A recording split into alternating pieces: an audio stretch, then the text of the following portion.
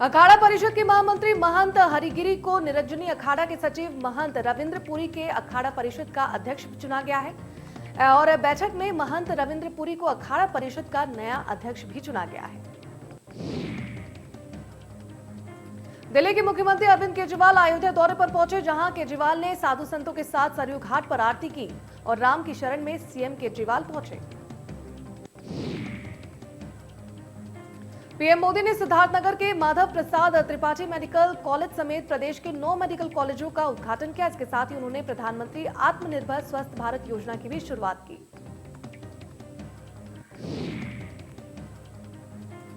Medical college के उद्घाटन कार्यक्रम में केंद्रीय स्वास्थ्य मंत्री मनसुख मांडविया, स्वास्थ्य मंत्री अजय प्रताप, बेसिक शिक्षा राज्य मंत्री डॉक्टर सतीश चंद्र द्विवेदी और सांसद भी मौजूद रहे। लोकार्पण के बाद प्रधानमंत्री ने कहा कि क्या कभी किसी को याद पड़ता है कि उत्तर प्रदेश के इतिहास में कभी एक साथ इतने मेडिकल कॉलेज का लोकार्पण हुआ हो? क्या एक साथ इतने मेडिकल कॉलेज कभी बने?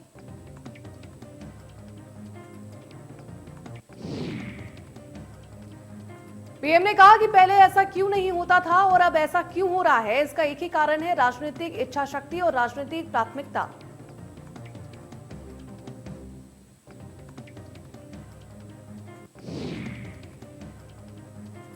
पीएम ने कहा कि यूपी के भाई बहन भूल नहीं सकते कि कैसे योगी जी ने संसद में यूपी की बदहाल मेडिकल व्यवस्था की अवस्था सुधारी थी। योगी जी अब मुख्यमंत्री नहीं थे, सांसद थे।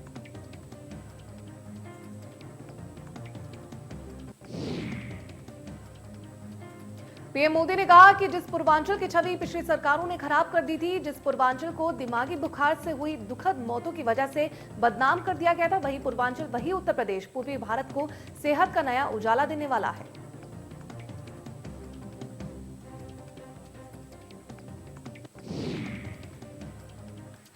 पीएम ने कहा कि यूपी और पूर्वांचल में आस्था, अध्यात्म और सामाजिक जीवन से जुड़ी बहुत विस्तृत विरासत है। इस विरासत को स्वस्थ, सक्षम और समृद्ध उत्तर प्रदेश के भविष्य के साथ में जोड़ा जा रहा है।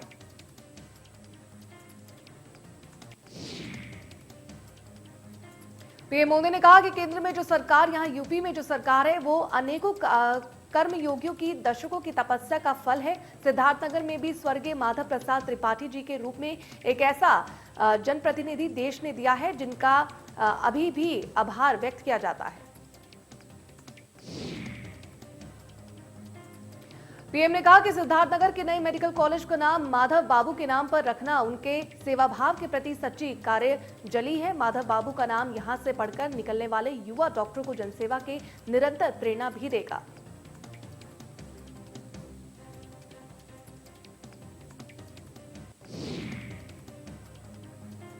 मुख्यमंत्री योगी आदित्यनाथ ने जनता को संबोधित करते हुए कहा कि सिद्धार्थनगर, एटा, हरदोई, प्रतापगढ़, देवरिया, गाजीपुर, मिर्जापुर, फतेहपुर और जौनपुर में 2329 करोड़ की लागत से 9 मेडिकल कॉलेजों का लोकार्पण हुआ है।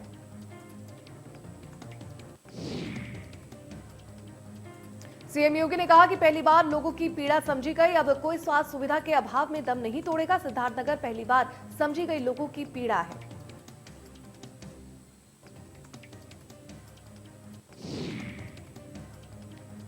सीएम योगी ने कहा कि आने वाली पीढ़ियां याद करेगी कि अब इन सब जिलों में कोई भी किसी के गंभीर बीमारी से दम नहीं तोड़ेगा। पीएम मोदी ने देश को स्वस्थ भारत, समृद्ध भारत बनाकर दुनिया के सामने पेश किया है।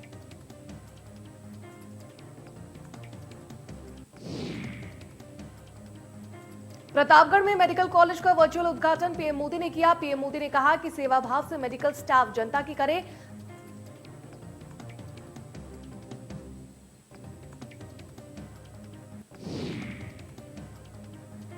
सीएम केजरीवाल के दौरे से पहले आम आदमी पार्टी के यूपी प्रभारी संजय सिंह ने बीजेपी पर बड़ा आरोप लगाया। उन्होंने कहा कि बीजेपी प्रभु श्री राम के दर्शन में विघ्न डालना चाहती है। संजय सिंह ने बीजेपी पर आरोप लगाते हुए कहा कि दर्शन के वक्त बीजेपी सीएम केजरीवाल पर हमले की तैयारी कर रही है।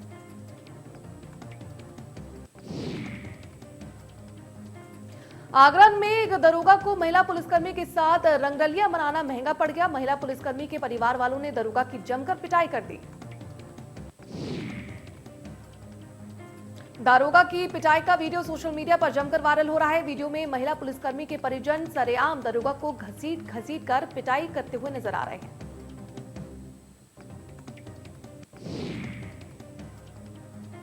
आगरा में ब्राह्मण महापंचायत के दौरान बवाल हो गया। यहां पीएम मोदी की तारीफ करने पर ब्राह्मण नेता मधुसूदन भड़क गए।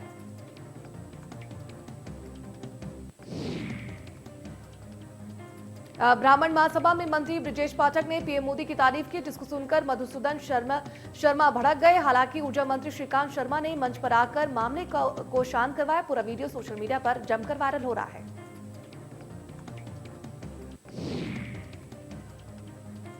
बुलंदशहर में शिकारपुर पुलिस ने एक दुकान पर छापेमारी की। इस दौरान पुलिस ने छापा मारकर लाखों रुपए से अवैध पटाखे जब्त किए। पुलिस ने एक आरोपी को भी गिरफ्तार किया।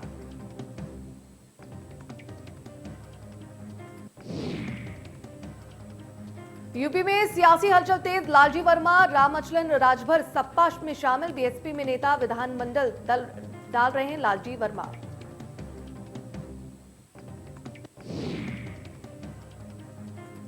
सपा अध्यक्ष अखिलेश यादव ने एक बार फिर सरकार पर निशाना साधा। अखिलेश यादव ने कहा कि किसान परेशान है, धान की खरीद नहीं हो रही है, मजबूरी में किसान को अपना धान जलाना पड़ रहा है। आय बढ़ाने वालों ने आज महंगाई दोगुनी कर दी है।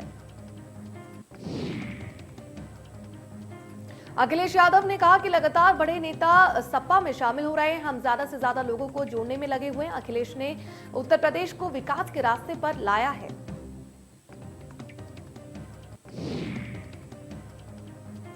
आगरा में पुलिस कस्टडी में सफाई कर्मी की मौत पर सियासत तेज हो गई है। अब राकेश टिकैत ने मृतक अरुण वाल्मीकि के परिजनों से मुलाकात की है। दोषियों पर भी कड़ी से कड़ी कार्रवाई करने की भी मांग की।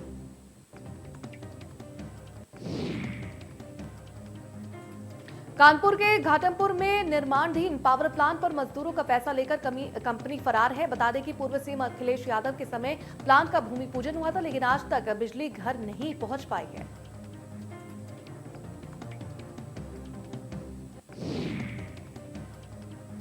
सुल्तानपुर एमपी एमएलए कोर्ट से अरविंद केजरीवाल को जमानत मिल गई है। वहीं अगली सुनवाई 3 नवंबर को होगी।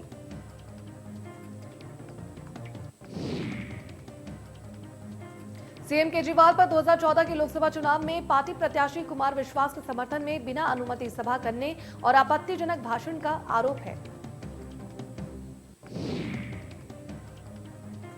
सीतापुर में युवक पर करीब आधा दर्जन दबंगों ने जानलेवा हमला किया। युवक की हालत को देखते हुए अस्पताल में भर्ती करवाया गया। पीड़ित ने पुलिस को मामले की तहरीर दी है। पुलिस कार्रवाई में जुट गई है।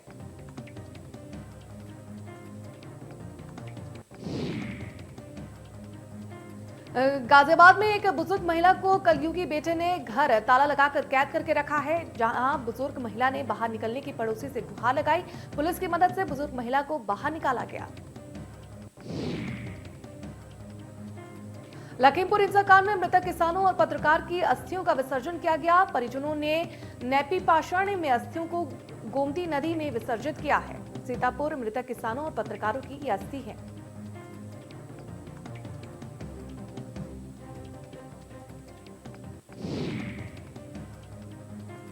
बहराइच में जन कल्याणकारिणी योजनाओं की प्रदर्शनी लगाई गई, जिसका शुभारंभ मंत्री मुकुट बिहारी ने किया। पोस्टर, बैनर और लेखनी के जरिए 4 सालों में किए गए जन कल्याणकारिणी योजनाओं की प्रदर्शनी लगाई गई। लखनऊ में रिलायंस कंपनी के डीजीएम ने सुसाइड कर जीवन लीला समाप्त कर लिया। पत्नी से विवाद के बाद खुद को गोली मारकर आत्महत्या कर ली। वहीं पुलिस सुसाइड नोट भी बरामद करने में जुटी है और इस सुसाइड नोट में विवाद का जिक्र भी किया गया है।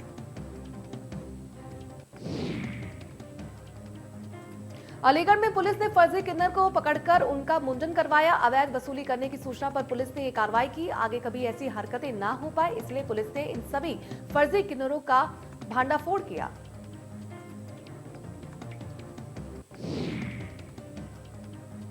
पीएम मोदी ने एटा मेडिकल कॉलेज का लोकार्पण किया और एटा वासियों को 330 बेडों का अस्पताल सौंपा। ये मेडिकल कॉलेज 216.83 करोड़ की लागत से 25.89 एकड़ में बना हुआ है।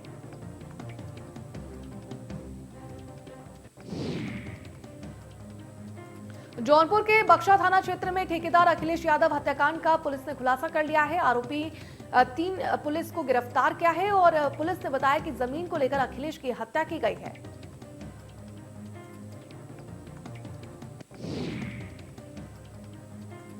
सॉल्वर गैंग का सरगना समेत 5 लोगों को पुलिस ने गिरफ्तार किया है। ये सभी शातिर एसएससी सेटनोग्राफर स्किल टेस्ट की परीक्षा में धांधली के आरोप में गिरफ्तार किए गए। गिरफ्तार अभियुक्तों के पास से कई दस्तावेज बरामद किए गए हैं। वहीं 13 लोग पहले से इस केस में अरेस्ट किए गए थे।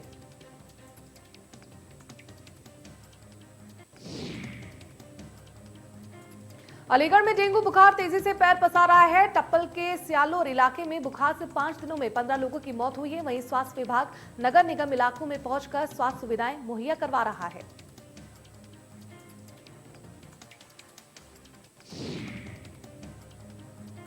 कानपुर देहात में दबंगों ने पेट्रोल पंप पर जमकर तोड़फोड़ कर उत्पात मचाया। जल्दी पेट्रोल न डालने पर तोड़फोड़ की गई। वहीं पुलिस ने 4 लोगों पर मुकदमा दर्ज कर लिया है।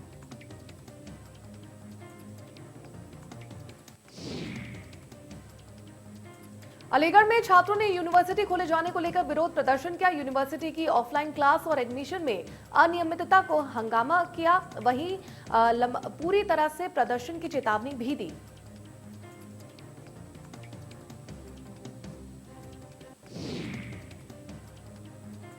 भदोही पुलिस को बड़ी सफलता मिली है। पुलिस ने 2 वाहन चोर को गिरफ्तार किया है। पुलिस ने चोरों के पास से 6 बाइक और 8 मोबाइल फोन भी बरामद किए हैं।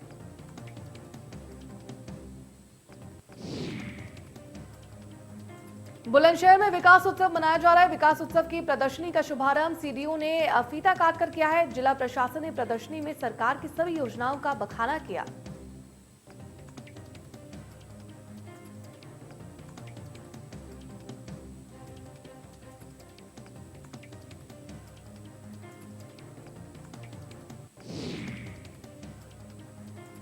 बलिया के रसड़ा तहसील में अमहर गांव में आयोजित बौद्ध सम्मेलन में बसपा विधायक उमाशंकर सिंह पहुंचे। कहा कि ओम प्रकाश राजभर द्वारा सपा से गठबंधन पर भरोसा नहीं है।